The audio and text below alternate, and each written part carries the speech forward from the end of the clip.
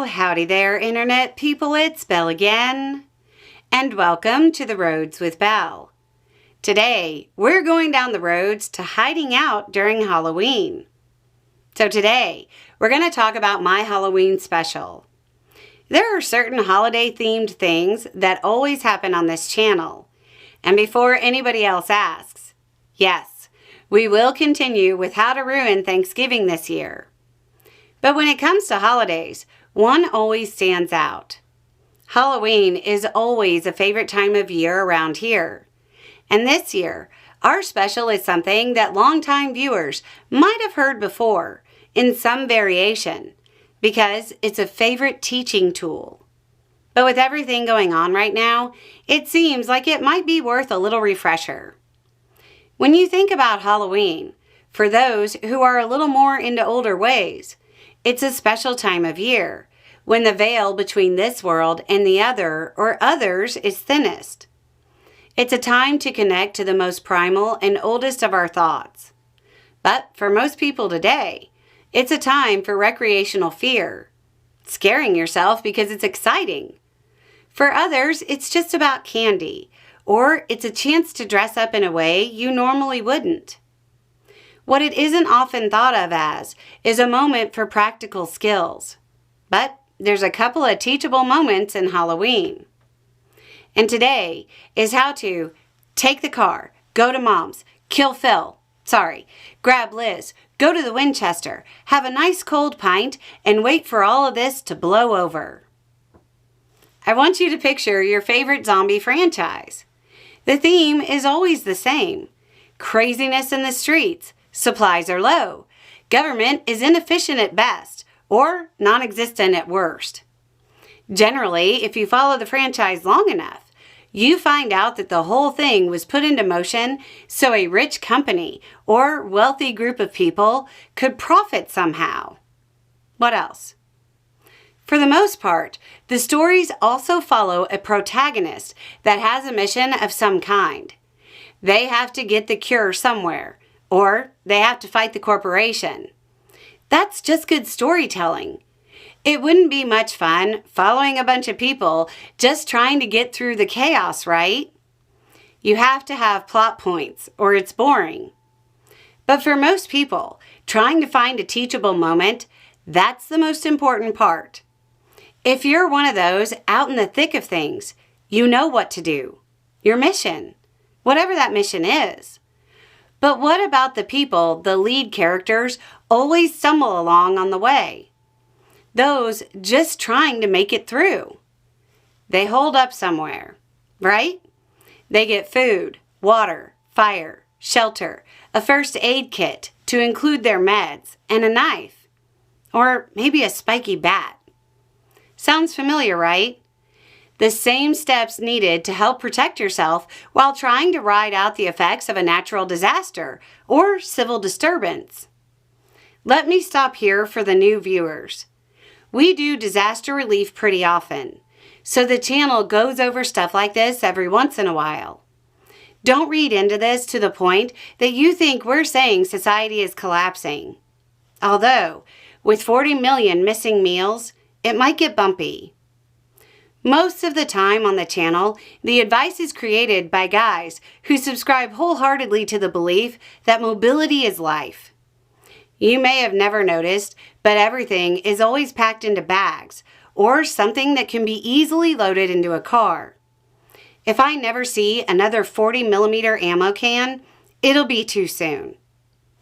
You always need the option of mobility, so you can review all of those videos.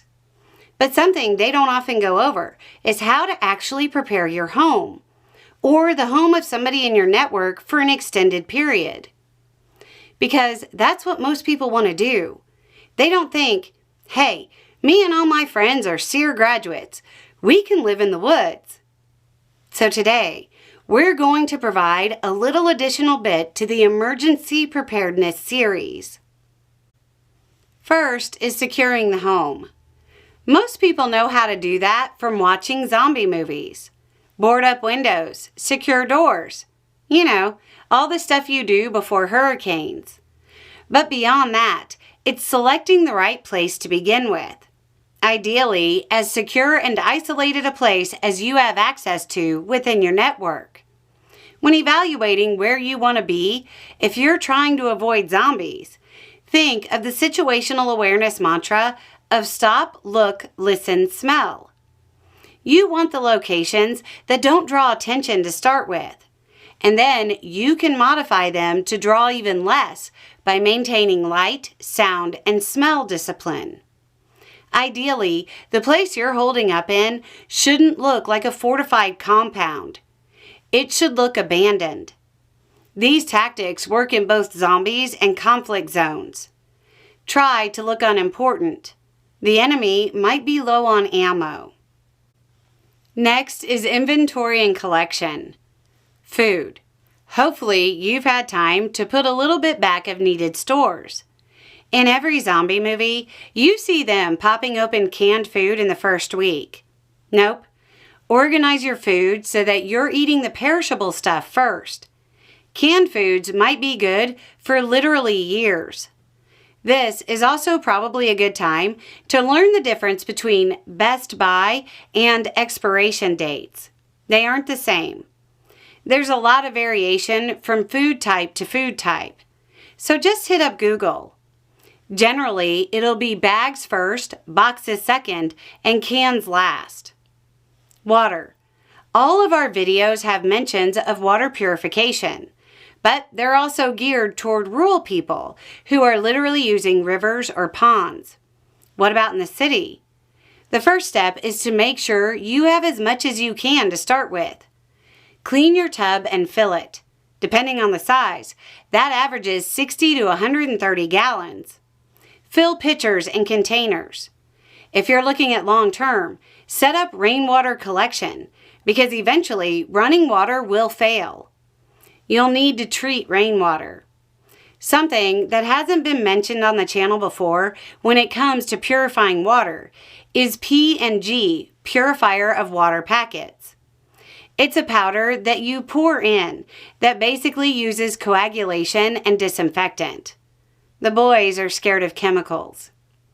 Fire. Fire also includes lighting. In an urban area, you're going to have to figure out how to cook in the event that electricity is out. There's 1,000 different ways, and everybody's situation is different. Just remember fire safety and ventilation. Don't forget solar oven options. First aid. Get all of that stuff together and get it in one place. Don't forget to figure out refrigeration for any meds that need to stay cool. Preparation to move. In this scenario, we're talking about staying put rather than bugging out. But you still need to maintain the option of moving. Remember, it's an emergency, or a zombie apocalypse. It's just a matter of taking the various categories and keeping them packed to move. There's 2 strategies. One is to pack up each category of item, like all of the food into something easy to move, like a Rubbermaid or a clothes hamper. Something with handles is best. A duffel bag. This allows you to stay more organized during the day-to-day during the emergency. The other method is to pre-divide the supplies into bags for each person in your circle. If something happens and you have to evacuate quickly, everybody grabs their bag. This method is a pain when it comes to daily activities and pulling stuff out for meals. But in the event of an emergency, it's faster and it lessens the risk of losing all of your food in some kind of accident. It also helps if you get separated. Speaking of which, the other thing is to pre-plan where you would meet back up if your current location goes bad and you get separated. It's just like a natural disaster. Making sure everybody knows the plan ahead of time is important once communications go down. If you're bugging in, stay in. Remember, the idea behind holding up somewhere is to ride out the emergency, disturbance, or zombie horde. Stay inside and wait for the situation to stabilize. For a lot of people in more extreme scenarios, the best thing is to stay out of it. The first rule of disaster relief or rescue is to not create a second victim. If you aren't going to be actively combating whatever the situation is, the best thing you can do is to make sure you don't become the first victim. As long as it's safe, stay where you are. During long-term events, an FM radio is critical for getting information about how things are developing while the situation progresses. Take a moment and think about how you'd make it possible to stay in your current location with no electricity or running water for a couple of weeks. If there's an item you need, get it now before you need it. Talking about a zombie plan during Halloween is a great time to talk to your kids or friends or parents about emergency preparedness without terrifying them too much. So, there you go. A little more information, a little more context, and having the right information will make all the difference. Y'all have a good day.